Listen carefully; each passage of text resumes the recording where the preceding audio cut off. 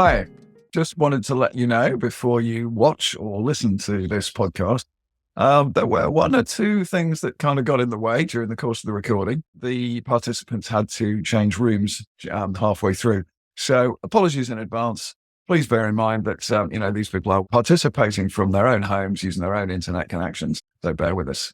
Hello and welcome to the second season of Rare Together, the regular podcast series from LDA Research that explores what it's really like to live with a rare disease. I'm your host, Andrew Grant, and for this episode, I'm delighted to say we have two special guests who very kindly agreed to share their thoughts with us. And we're doing something a little bit different today. Rather than having two people in two different places, instead we're talking to mother and daughter, Jane and Joyce, from Linden, which is a little town in the Garden State of New Jersey. Good morning, you two. How's it going over there? Good morning. We're doing well. All right. Fantastic. Well, listen, welcome both of you, and thank you so much for taking the time to talk to us today. And firstly, I'd like to find out a little bit more about each of you, obviously a mother and daughter. But let me start with you, Joyce. Would you like to tell us a little bit about yourself and tell us something about the condition or conditions, as I understand, that you suffer from? All right. So, hi, my name is Joyce, and I'm a 15-year-old high school student. I suffer from a condition called Shwachman-Diamond Syndrome. This disease, it causes two parts. It causes digestive issues, and it causes issues with the bone marrow. So it causes your immune system to be compromised. And then in the digestive side, it causes a condition called pancreatic insufficiency, where I basically lack most digestive enzymes, so I need to take medicine before I eat. Right, okay. And how does that affect your life generally? 15-year-old girl, it must be really tough. So generally, the digestive side, it affects my life because every time I eat, I have to take around 4 to 5 pills. So it involves going to the nurse, which is on the opposite side of campus. With being immunocompromised, especially during the winter seasons this month, I have to be especially careful being around everyone who's sick. So if anyone is sick around me, I have to especially social distance, use those precautions, hand washing, masks. Because if I do get sick, it can possibly be fatal. Right, I understand. Okay, so is that because you're at high school, you have to get the medication from the nurse as opposed to carrying it yourself? Yes, we have tried before to make me carry it myself, but they just don't think it's like a life-threatening thing that I need to have. So every time before lunch or before snacks, I go to the nurse, get the pills, come back to class. Right, okay. So it sounds like you've had a little bit of a fight with high school to give you your freedom, and they haven't given it to you. Yeah. Okay, so let me come to you, Jane, Joyce's mum. Tell me a little bit about yourself and tell me a little bit about caring for Joyce. So caring for Joyce has been, now it's a lot easier because she's a teenager and her teenagers don't get sick as much as babies get sick. The whole process smoothed out for now. But caring for her as a baby, as a child, I love her to death, but it was a nightmare. I was thinking about coming here and talking about this, and I worked through a lot of her, like what happened little in therapy, but there's a lot of times where I have a really hard time like going back and talking about what it was like when she was little because her condition isn't cured. And so like the sickness, the serious issues with the sickness could come back.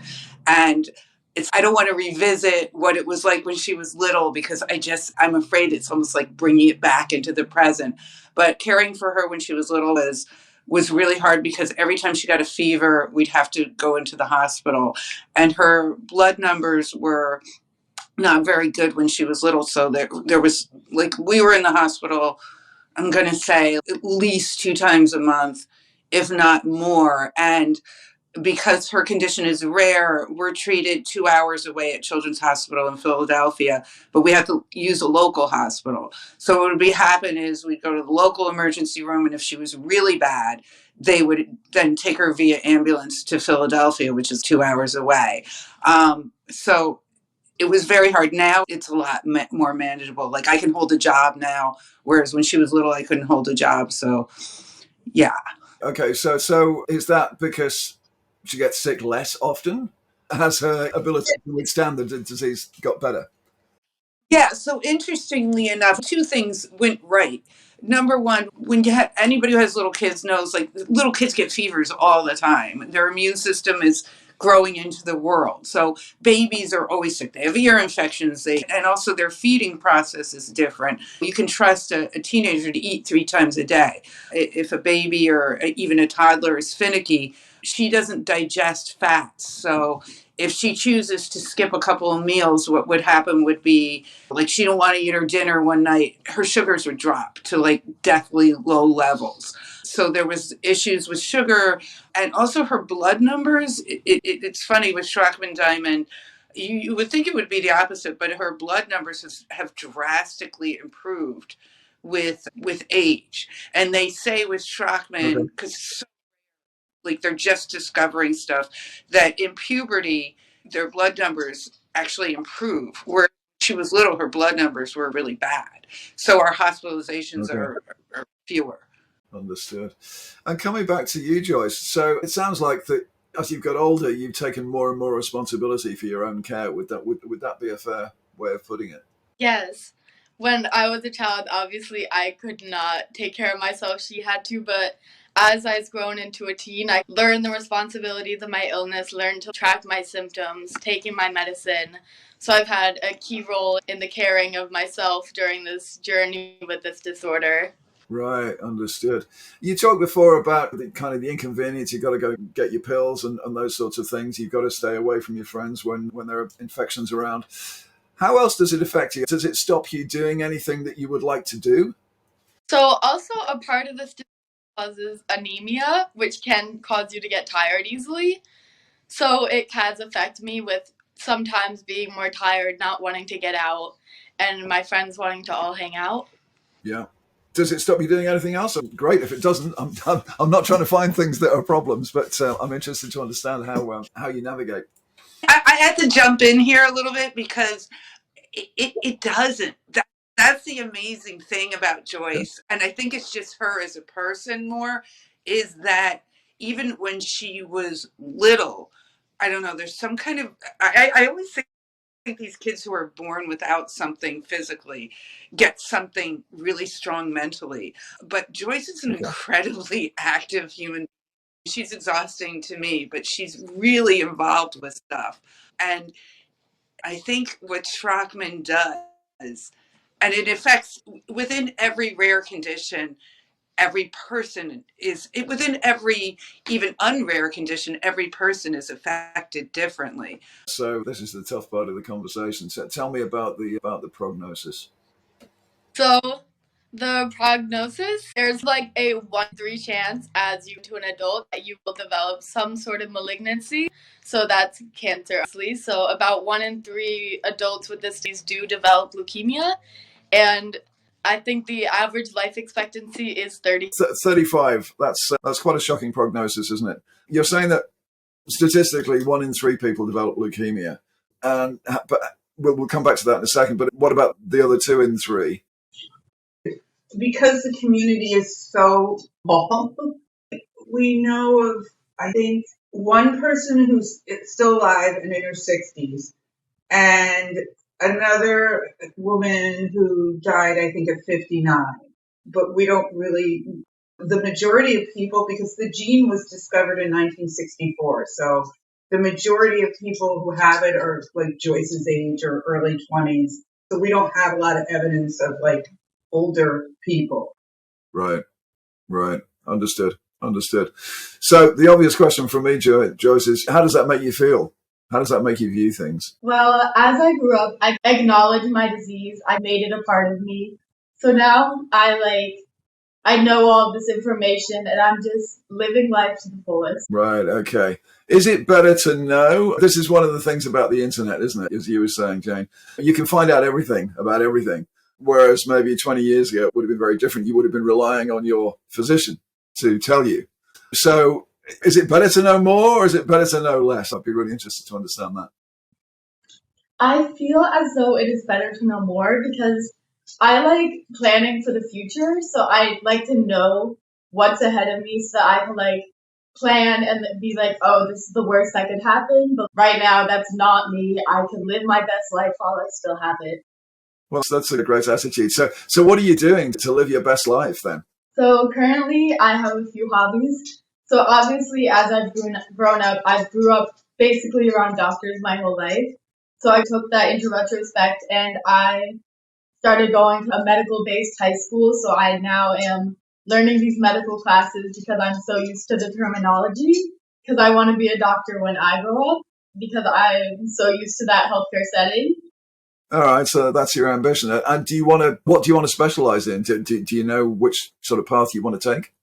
So I want to focus mostly on children because I understand what it was like to grow up with such a disease. So I would understand basically a child's perspective. And I want to go somewhere into hematology or oncology because that's basically what I grew around. That's what I'm familiar with, and I feel confident with that. That's interesting. Let me pick you up on that. So you say a child's perspective of a disease. Obviously, you're pretty much an adult now, but when you were younger, how did you feel about your disease then? When I was younger, I basically always had this mindset of acknowledging my disease and making it a part of me. So I was always willing to talk about it, willing to accept it. So as I was younger, I grew into this perspective of actually acknowledging it and using it in my day-to-day life, using it in my conversation, sharing my story to the world. Okay. All right. I understand. Do you think that having the condition right from birth is a different experience than developing a condition at some point later in life? Do you think there's a different perspective of having always lived with it? I feel like there is a different perspective because that's what I'm used to, because I've always had this disease. I've always had to deal with it. So I had time to actually realize it and time to embrace the disease. Whereas if I were to have developed it, like even later in life, I would have known what a normal life is and then all of a sudden would have been struck by a disease and then everything would have changed. We go every 2 years to Camp Sunshine, which is a camp for kids who are ill. And they do a Shwachman-Diamond session. And there's this one family who they had, I think, 2 Shwachman kids and one who they thought didn't have Shwachman. And he found out later when he was a teenager that he had it too. And I just can't imagine you were the healthy kid and then you found out later on that you weren't. And so you see your siblings going through this horrible situation and now you're one of them. So I think even as a parent, you have all this prep time to internalize and understand what's going to happen to you and what's going to happen to your kid or what might happen to your kid. So there's a lot of prep time to process it. So I think it's probably better to know. Understood. Let me pick up on that about meeting other people who share the same experience. Is that a useful thing? Is it? Do you manage to get together with people in the same situation quite often? So obviously we have Camp Sunshine. So that's like basically our one time every 2 years where I get to see other people with the disease, get to hear other stories with the disease. But I also just learned to embrace the fact that I'm meeting new people with just rare diseases in general.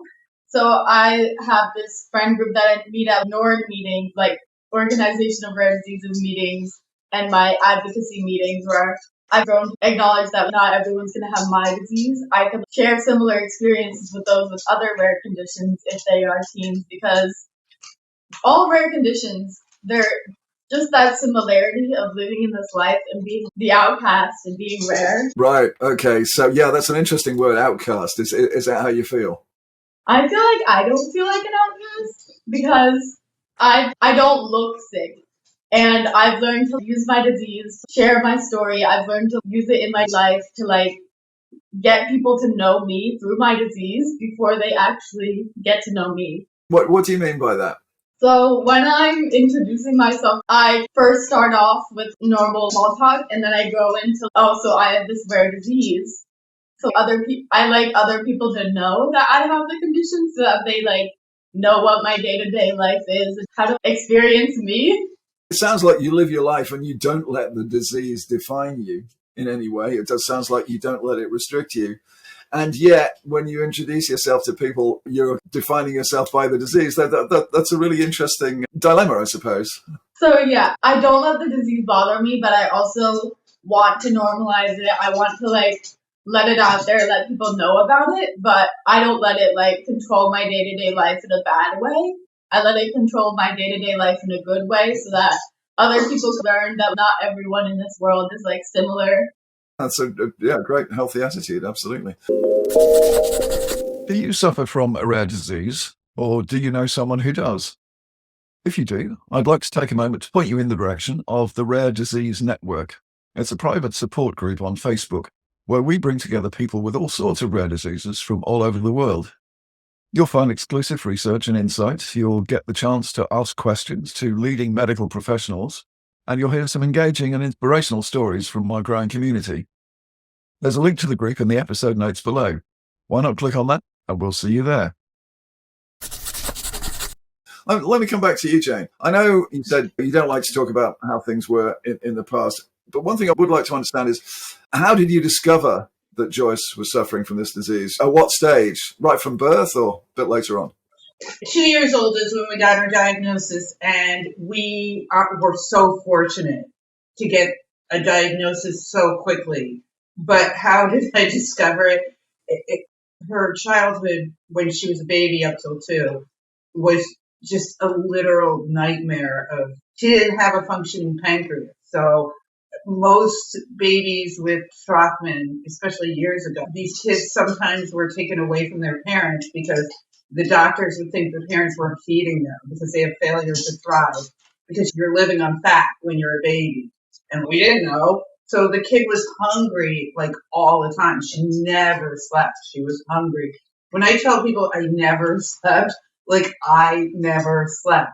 And we're fortunate. We live on the East Coast of the United States. We live right near New York City, so our doctors are on point. We're very fortunate with that.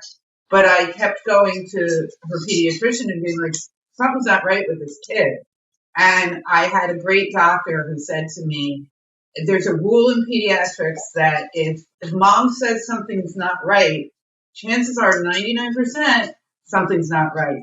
But the way it really came to fruition was she was 18 months old and she was like a rag doll. I couldn't wake her up. She was breathing, but I couldn't wake her up. And I had been back and forth to the doctor so many times, and I called the doctor's office and they weren't open. But they were like, we're not open, bring her in anyway. And I remember driving there and I was thinking to myself, they're going to laugh at me and just tell me my daughter's tired. And the doctor took one look at her and he was like, we're going to call 911. And from that point on, it was just hospitals and this, that, and the other thing. And it was her GI doctor at Children's Hospital of Philadelphia that diagnosed her. But we got a diagnosis pretty quick. And we were actually thrilled to have a name to what was going on with her. So, having talked to a lot of other people with rare diseases, that is one key moment when you actually get a confirmed diagnosis. It puts everything into perspective, doesn't it? Yeah, it's sad because then you read all the things and you know what's, but it's also because a lot of Shwachman people, and we were so afraid we were going to end up in this category, a lot of Shwachman people have what's known as they're diagnosed with Shwachman-like, and you don't have the genetic diagnosis. So I can't imagine, we still have to go to the ER every time she gets a fever. I can't imagine having to say to an ER doctor who's not used to dealing with real rare diseases, my kid is not genetically diagnosed, but they're Shwachman. And these doctors will be like, well, what is Shwachman? And, it's the word you never want to hear when you have a rare disease is Munchausen. And I am so fortunate that she has this genetic diagnosis that I never have to hear the word Munchausen. And I've heard it from family and I've heard it from other people, but I have this genetic diagnosis that I never have to hear that word. I have some backup. But it is for the rare community. It makes me so upset to even talk about it now. You will never forget the moments that someone's accused you of that. Yeah, I can imagine that must be appalling because, as you say, mom knows, doesn't she, that when something's wrong. mothers know. Okay, so let me ask, do you guys ever fight? Does the disease cause you to fight? Yeah. Yes. Yeah, only because her veins are shot. So she's had blood drawn so much. You can't get a vein on her. And when I tell her you've got a fever and you've got to go to the hospital or you're going to miss out on something, she'll want to go to the hospital. Who wants to go to the hospital and be tortured with an IV? Because IVs are really painful for her. And then there's an awkward moment where she's going to be 18 in a few years. And this isn't mine anymore. And it was really mine to manage. It was my burden. And it's hers. And it's her body. And to let go is very difficult. Your perspective. Well, we do fight some often because as I grow into an adult, I feel like I need more responsibility in my medical decisions. Right. Yeah. No, I can imagine what you just said, Jane, there about having always carried the burden before. It is, even though it's a kind of negative burden in a way, it's hard to let go of that. Yeah, I understand. It's very hard. It's funny, we were talking about when you're 18, like Children's Hospital of Philadelphia will keep you into your 20s. And then, but my opinion is, and I think she's on the same page with me, is that it's better to move into adult care sooner rather than later so that your new doctors can get to know your bloodlines and your blood tests. And CHOP does a lot of consultation with UPenn, which is right next door. But Joyce has told me that she might not want to continue at CHOP. She might, because she doesn't want to live close to home. She wants to go to college far from home. But she wants to go to college where there's a good Shwachman doctor nearby. But I say to her, well, why would you want to continue with CHOP? They know you. But it's really, I'm not going to live forever. It's her body, it's her life. It's hard to let go of that. But I do appreciate her taking accountability for what she wants to do with her body. Right. Yeah. Understood. So coming back to you, Joyce. So your plan is to go to college, study medicine, etc. Do you think that your disease will affect you in any way in terms of you being able to study, or do you feel totally confident that it's going to be great? I feel like right now it's an I don't know situation, but I feel confident that in college my disease, it can affect me, it may not. I'm just going to go with the fact that it's not going to as much, except for the fact that I'm going to have to find a college with a rare disease doctor within 20 or 50 miles within the area. Yeah, so it's the practical considerations, isn't it, that you need to think about. Right. I'm interested to understand if there's any research going on that might bring new treatments for you or anything that might ameliorate the disease in any way. So there's research going on at different facilities. We have the bone marrow registration, so they collect research through your bone marrow samples. But as a whole, rare diseases in general, they don't generally get enough funding for companies to want to actually discover cures for rare diagnosis because it's not going to be like enough people using that drug for it to be worth the spending that it costs to make it. Yeah, no, obviously we hear that a lot from people with rare diseases. That is an issue. We have amazing doctors. It's one of the top hospitals in the world.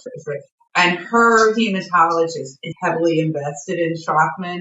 So one of the things you just told us that is pretty cool, that it's showing some evidence in Joyce, is that certain kids with Shwachman have a protective gene that actually will make their blood numbers even out. And Joyce's bloodline is looking like that. The condition is so rare and, like I say, so new but when she was first diagnosed, 2010, that wasn't even, none of this stuff, like when her blood sugars dropped, they were like, no, it's not related to Shwachman, she has something else. But now they're finding out that blood sugar drops are very common in Shwachman. So the amount of information that we've been finding out in the past, 12 years, is so promising. I'm so appreciative of these doctors. Right. Okay. Are you saying that Joyce could potentially help other sufferers because of her particular capability? We're key. We are literally key to their research. Little Joyce, her little genes and her little like bone marrow samples and stuff, us providing that is key in them discovering what's going on with these conditions. So absolutely, yes. I would also like to say, I know that recently Shwachman has actually gotten an ICD-10 code. So now it's going to be easier for us to track like how many like cases there are globally so that we could actually know the occurrence rate and know the statistics, like the symptoms and everything like that. Right. Okay. That's really interesting. So how does that come about that a disease gets coded?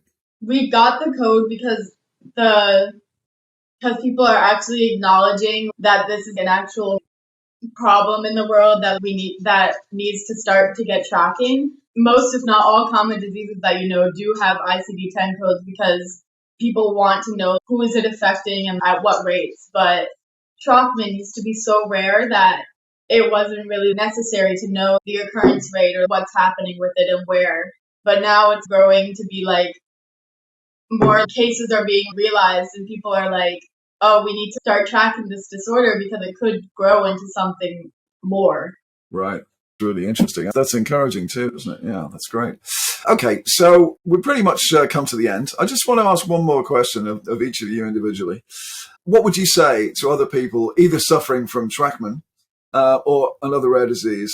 What would you say about how to make the best of life? Because that's what you seem to be achieving, Joyce. So what I would say to others is to not let your rare disease impact you negatively, to embrace your illness as part of your life, use it to your advantage almost, and use it as, make it part of your personality, make it part of yourself, actually getting to know your disease and being familiar with this, that you're like, if the worst does come, you aren't as affected. Okay, so be prepared, but live your best life. Yeah. And Jane, what would you say to other parents, other people who are caring for somebody with a rare disease? I have so much to say about that.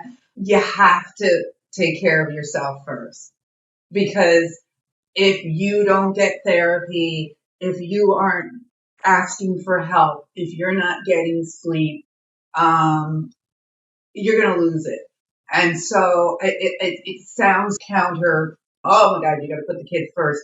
I did that, and I ended up very mentally ill from that, and having a complete breakdown from that. You have to take care of yourself first, and so important. I can't stress that enough, and I can't stress therapy is such a valuable tool because when things like this hit you and happen to you, you're going to have some post-traumatic stress, and you're going to hold on for so long. I remember a doctor had asked me when she was very little, a doctor had asked me, like, how did you figure this all out? And I started to tell her, and I had 2 little kids with me, and it all hit me all at once, and I started crying, couldn't stop crying.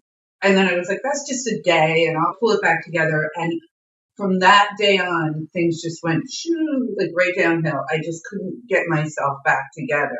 So you have to prioritize self-care. So it's a little like when you're on the airplane and they say, make sure you put your mask on before. It's exactly like that. It's exactly like that. But that's a great way of summing it up. Well, brilliant. That just about wraps it up. Thank you so much. It's been an absolutely fascinating conversation. I really thank you for sharing so openly. You've been very candid with us and gold as far as I'm concerned. So to the audience out there, if you've enjoyed this podcast, please let us know. Tell us your thoughts about what you've heard in the comments because we'd love to hear from you. And don't forget to subscribe to these podcasts. Make sure you don't miss out. And if you know anyone else who might like to join the conversation, share the link with them.